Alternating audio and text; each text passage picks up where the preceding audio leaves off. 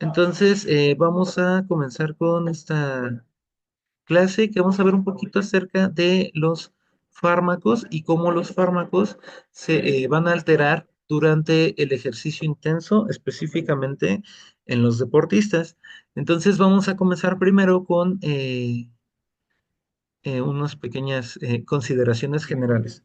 Entonces, como ya vimos en la lección en el aula virtual, los deportistas van a tomar los medicamentos por diversas causas. El primero va a ser como la población general a través de el uso terapéutico. Los deportistas también pueden convertirse en pacientes y pueden tener enfermedades. ¿Qué es lo importante de este uso? Es que hay ciertos fármacos que van a considerarse dopaje a pesar de presentar la enfermedad, ¿sale? Entonces, por eso se tiene que conocer más acerca de la legislación y de las sustancias que están prohibidas por el dopaje o por la Asociación Mundial Antidopaje para que no estén tomando fármacos que sean prohibidos. La segunda razón es por la recuperación de lesiones propias de su actividad deportiva. Como son deportistas de alto rendimiento, pues van a tener mayor probabilidad de sufrir específicamente torceduras, esguinces, lesiones ligamentarias, ¿ok? Entonces,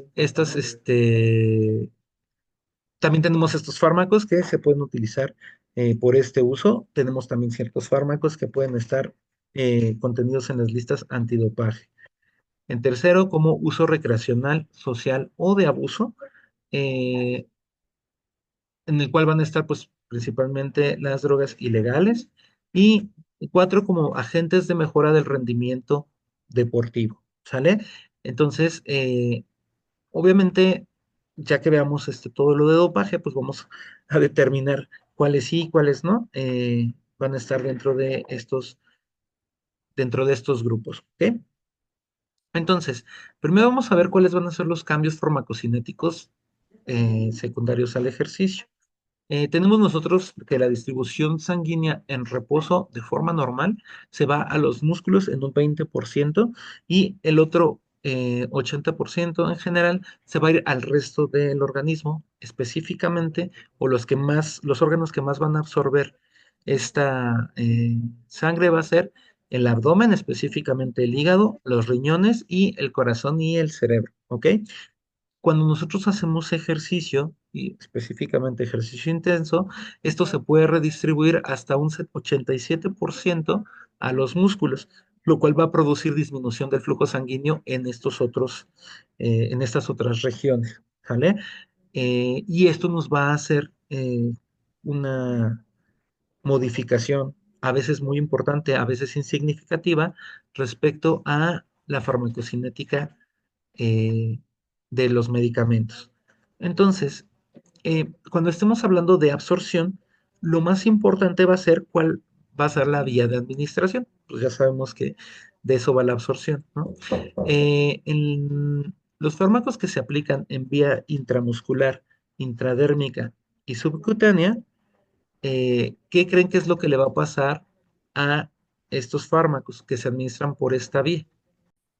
Entonces, efectivamente, los fármacos que se aplican por vía intramuscular, intradérmica o subcutánea, pues se van a absorber más rápidamente y específicamente los fármacos de acción prolongada, como pudimos ver los esteroides, eh, los antiinflamatorios esteroideos, que son medicamentos de depósito, se puede aumentar su absorción o también dependiendo de la modificación del pH que se va a estar haciendo específicamente ciertos fármacos ácidos débiles se van a absorber más fácilmente y recuerden que durante el ejercicio pues se produce una acidosis secundaria a la producción de ácido láctico. Entonces, esto también puede modificarse. Por la vía oral, como bien mencionaron, va a haber una disminución de los procesos gastrointestinales en general, por lo tanto la absorción se va a disminuir, pero esto se va a recuperar después del ejercicio, ¿sale? Entonces, a menos que estemos hablando de alguien que esté haciendo un ultramaratón, ¿sí? Probablemente esto no vaya a ser demasiado importante, pero cuando hay ejercicio muy prolongado podría hacerlo. Y en vía transdérmica, pues como tenemos o sabemos que el calor va a producir una vasodilatación, pues la absorción también se va a aumentar, específicamente si los grupos musculares que se están trabajando están cercanos a el lugar de aplicación del parche, ¿sale? Luego, ¿cuáles van a ser las modificaciones en la distribución?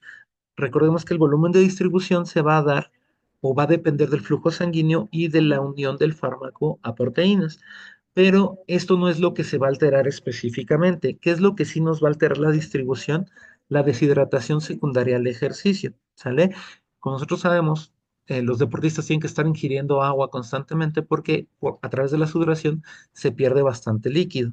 Entonces, ¿qué es lo que pasa cuando se deshidrata un deportista? La concentración de albúmina va a aumentar, ¿ok? Y si aumenta la concentración de albúmina, pues más fármaco va a estar unida a proteínas, ¿ok? ¿Y qué es lo que va a pasar si se une más fármaco a las proteínas? Va a haber menos fracción libre del fármaco y entonces el fármaco va a llegar mucho menos a la biofase, ¿ok? Que la biofase es el sitio de acción donde va a realizar su efecto farmacológico, ¿ok? En general esto puede no ser muy importante, pero con qué medicamentos sí va a ser importante? Con los beta bloqueadores.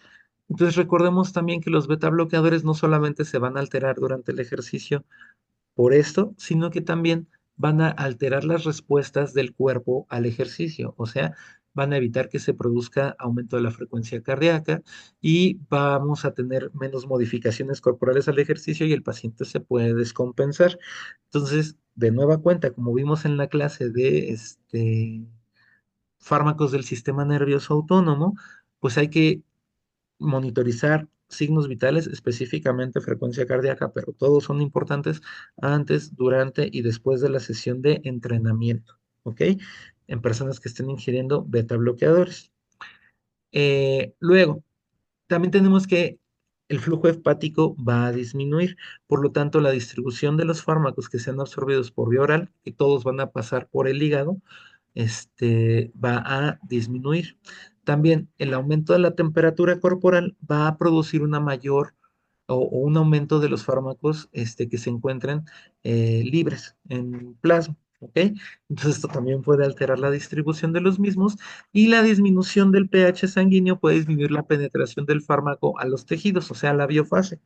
Todo esto va a depender del tipo de fármaco, ¿sí? Hay fármacos que van a ser más sensibles al pH sanguíneo, hay otros fármacos que van a ser, o que es más importante, su fracción libre, otros que se van a unir más a proteínas, y pues el que me interesa que conozcan específicamente es el de los beta bloqueadores, ¿vale? Pero esto va a ser muy variable. A diferencia de la absorción, que la vía de administración pues va a ser más general para todos los fármacos. Luego, ¿qué es lo que pasa con el metabolismo? ¿Qué es lo que nos va a alterar en el metabolismo? El aclaramiento hepático, en general, va a estar condicionado por estas variables que son el flujo hepático, la fracción libre del fármaco y la capacidad del metabolismo por cada uno de los fármacos. O sea, cada fármaco va a tener un metabolismo hepático diferente, ¿ok? Todo esto nos va a condicionar el aclaramiento hepático. De nueva cuenta, el aclaramiento hepático no es como tal lo que nos va a disminuir o lo que nos va a alterar el metabolismo, sino la disminución del flujo hepático, que ya vimos que en reposo es del 25%, 20 a 25%, y con el ejercicio, pues esto va a bajar a menos del 10%, ¿sale? Entonces, ¿qué es lo que pasa por esta disminución del flujo hepático? Tenemos que ver estas dos variables, la unión del fármaco a proteínas y el metabolismo del fármaco. Si el fármaco se une mucho a proteínas, el aclaramiento hepático va a estar disminuido. Si se une poco a proteínas, pues el aclaramiento hepático va a estar aumentado. Y esto depende de la fracción libre, o sea, de esta parte, ¿sale? Y si tenemos un metabolismo del fármaco que está aumentado, o sea que un fármaco se metaboliza principalmente en el hígado, ¿sí? Las modificaciones del metabolismo van a ser mayores. Si el metabolismo del fármaco se da en otros lugares, como en el riñón, en el pulmón, en la piel, pues las modificaciones van a ser menores del metabolismo, ¿sale? Y por último, las modificaciones de la excreción. Tenemos diferentes vías de eliminación, orina, bilis, sudor, por la aspiración y a través de la leche. Entonces, las principales vías de eliminación o lo que más se va a poder afectar un poco, pues va a ser, o sea, de entrada sabemos que la orina y la bilis pues son las principales vías de eliminación de todos los fármacos, ¿sale? Y la que más se va a ver afectada pues va a ser la orina, la eliminación por orina. ¿Por qué? Porque la excreción renal, sí, va a depender del filtrado glomerular y la secreción tubular menos la reabsorción tubular. O sea, si se acuerdan cuando vimos farmacocinética, vimos que el filtrado glomerular más la secreción tubular, menos la reabsorción tubular va a ser a la excreción total del fármaco. ¿Qué es lo que nos va a alterar estos parámetros? O sea, de entrada, el flujo este, hacia el riñón va a disminuir entre un 50 y un 60% durante el ejercicio intenso, lo cual va a disminuir la tasa de filtración renal y va a disminuir el aclaramiento renal hasta en un 30%. Es algo obvio, ¿no? Si vimos que de forma normal o durante el reposo el riñón recibe alrededor del 20% de el volumen sanguíneo total y durante el ejercicio este va a disminuirse muchísimo, ¿sale? Por lo tanto, la excreción también se va a disminuir, o sea, la concentración del fármaco puede aumentar, ¿ok? Ahora, ¿qué es lo que pasa con la reabsorción tubular? Esta reabsorción va a depender de la polaridad del fármaco. Si ustedes recuerdan cuando vimos también el metabolismo se da por la unión a ciertos grupos para aumentar la polaridad y agrandar, para agrandar las moléculas, ¿ok? Para que éstas no puedan ser reabsorbidas fácilmente y así se puedan eliminar, ¿ok? Entonces, si la polaridad del fármaco es muy alta y durante el ejercicio disminuye el pH urinario, entonces esto lo que va a hacer es aumentar la reabsorción de ácidos débiles, ¿ok? Porque estamos disminuyendo el pH urinario, ¿ok? Al igual que lo que es lo que pasaba durante el proceso de distribución, ¿sale? Ahora, ¿qué otras van a ser importantes? Por la sudoración, pues perdón, la expiración va a aumentar la frecuencia respiratoria del gasto cardíaco, por lo tanto va a aumentar la excreción a través de la expiración y también de la sudoración, ¿sale? Como ya habían mencionado en sus participaciones. Entonces, ¿cuál va a ser en resumen? ¿Sale? O sea, ¿cuál va a ser este resumen de qué pasa con la farmacocinética de los del alto rendimiento o de los... Entonces, durante los procesos de absorción, como ya vimos, se va a producir una absorción aumentada para todas las vías que no sean la vía oral y se va a disminuir para la vía oral. ¿Ok? ¿Cuál es la que más se va a aumentar? La vía intramuscular, porque el flujo del músculo se va a cuadruplicar, ¿sale? La distribución depende de cada fármaco, ¿sí? Ya vimos en la diapositiva que hay un montón de alteraciones en la distribución, pero van a depender más del fármaco específicamente, y la que quiero que recuerden son los beta bloqueadores como el metoprolol, propranolol, atenolol. En el metabolismo realmente los cambios son insignificantes, no hay mucha repercusión clínica y la excreción, todas las vías se van a retrasar, salvo la vía respiratoria y la vía a través del sudor. ¿Sale? Entonces, lo que sigue va a ser el dopaje. ¿Sale? Que es una situación muy específica que tiene que ver con los fármacos eh, con el deporte.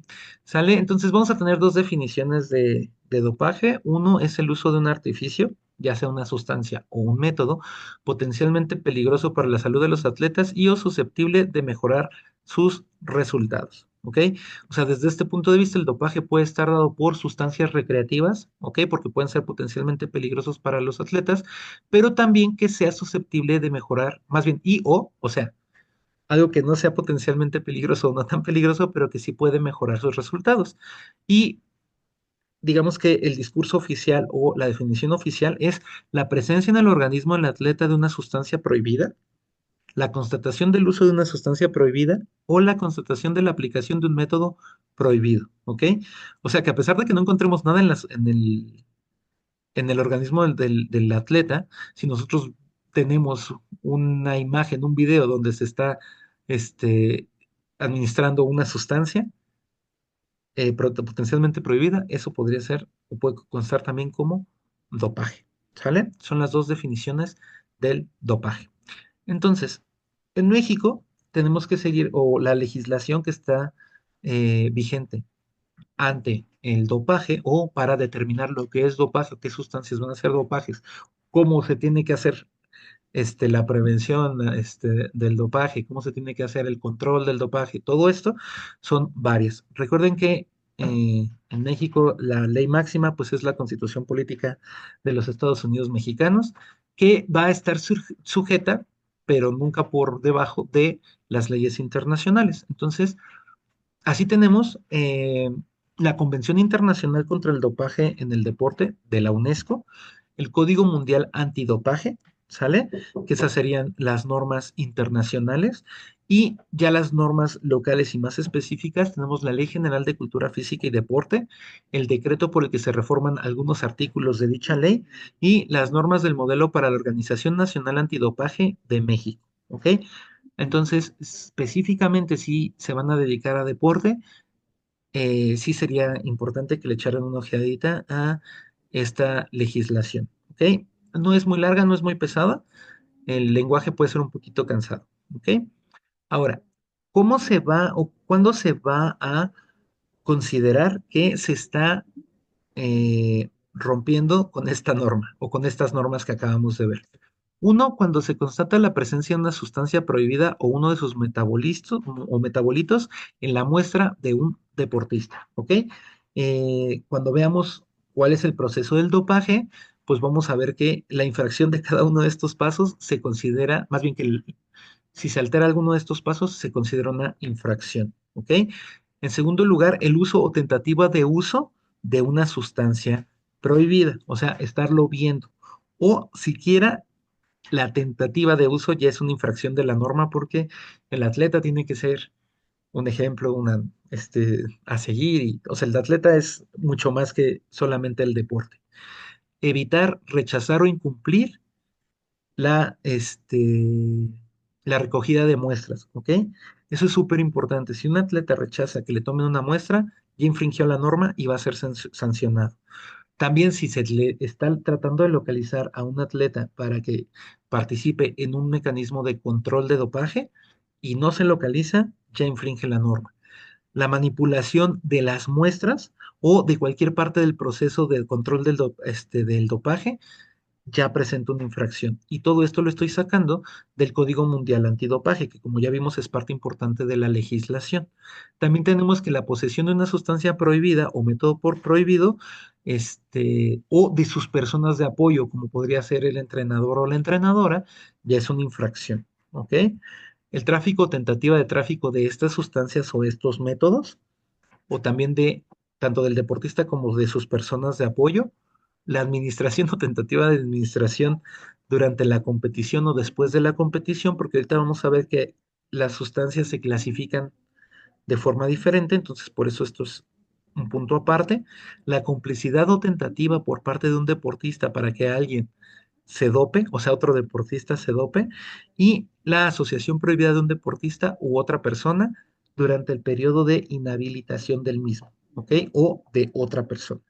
Entonces, todo esto va a hacer que el deportista pueda infringir estas normas y que sea sometido a sanción, ¿ok?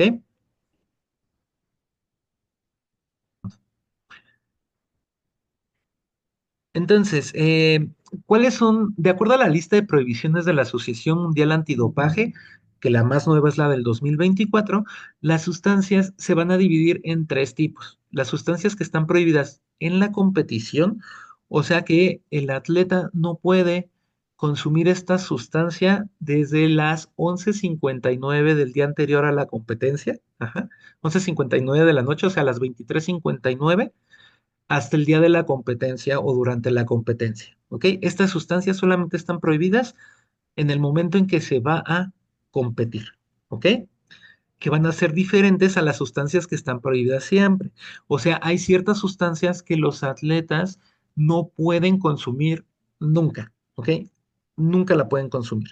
Y si detectan que las consumen o se detectan metabolismos de eso, eh, pues se considera dopaje y van a ser sancionados. Y por último, las sustancias de abuso, ¿ok? Entonces, estas tres sustancias son importantes. Creo que de las sustancias de abuso no va a haber mayor duda. Puede ser el alcohol, puede ser eh, cocaína, anfetaminas, alucinógenos, eh, todos estos sustancias que se consideran de abuso, ¿ok? Que no que no forzosamente van a estar prohibidas.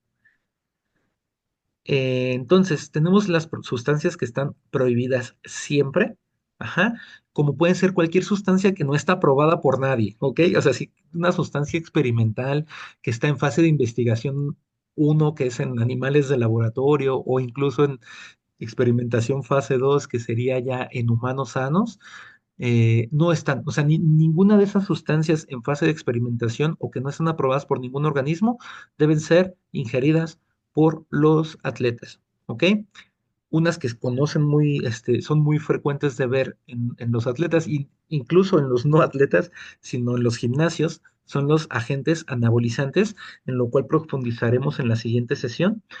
También hormonas peptídicas, factores de crecimiento, sustancias afines o agonistas o miméticos de estas, como podría ser la hormona del crecimiento, ¿sí? Para producir, que prácticamente serían anabolizantes, pero en este caso son hormonas específicas, no esteroideas. Luego, los agonistas beta 2 como el salbutamol, los moduladores hormonales y metabólicos, y los diuréticos y los agentes enmascarantes, ¿ok? Los diuréticos porque van a haber ciertas competencias en las cuales van a alterar los mecanismos de ingreso a ciertas categorías, y los agentes enmascarantes se refieren a aquellas que van a alterar los laboratorios de un proceso de control de dopaje, ¿sale?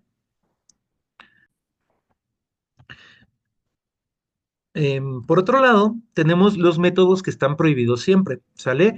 ¿Cuáles son estos métodos? Uno es la manipulación de sangre y productos sanguíneos, o sea, que haya las transfusiones para tener mayor concentración de eritrocitos y que la distribución de oxígeno en el cuerpo sea mayor, pero también la aplicación de productos como la eritropoyetina para aumentar la producción de eritrocitos están prohibidos, ¿ok? Pero nada más que ese sería hacia los fármacos o hacia las sustancias, ¿ok? Pero el método sería la manipulación de productos sanguíneos o que haya algo que involucre a la sangre del atleta. También la manipulación química o física, una puede ser de la muestra, lo cual sería una de las infracciones antidopaje, y de las infusiones intravenosas. De hecho, las y los atletas solamente tienen permitido inyectarse 10 mililitros de algo, como tratamiento, ¿ok? Para el tratamiento de lo que sea. Entonces, si se pasan de esto, o sea, si se están poniendo infusiones intravenosas, salvo en que estén en una hospitalización o en un tratamiento agudo, no pueden ponerse sueros, ¿ok? O sea, por ejemplo, el que es muy típico es el suerito para después de la fiesta, o sea, por deshidratación por alcoholismo, o sea, de la resaca. No se la podrían poner un atleta porque si lo fotografían o lo cachan, se considera dopaje. ¿Ok? Y por último, el dopaje genético y de células, o sea, la manipulación genética para la mejora del rendimiento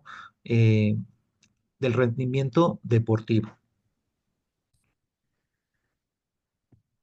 Y por otro lado, tenemos las sustancias que están prohibidas durante la competición. Estos pueden ser los estimulantes de cualquier tipo, los narcóticos, los cannabinoides y los glucocorticoides. O sea, estas sustancias no están prohibidas fuera de competencia. ¿Ok? Se pueden utilizar fuera de competencia, eh, pero no durante la misma, ¿ok? Y tenemos otras sustancias prohibidas, otra vez los betabloqueadores en ciertos deportes.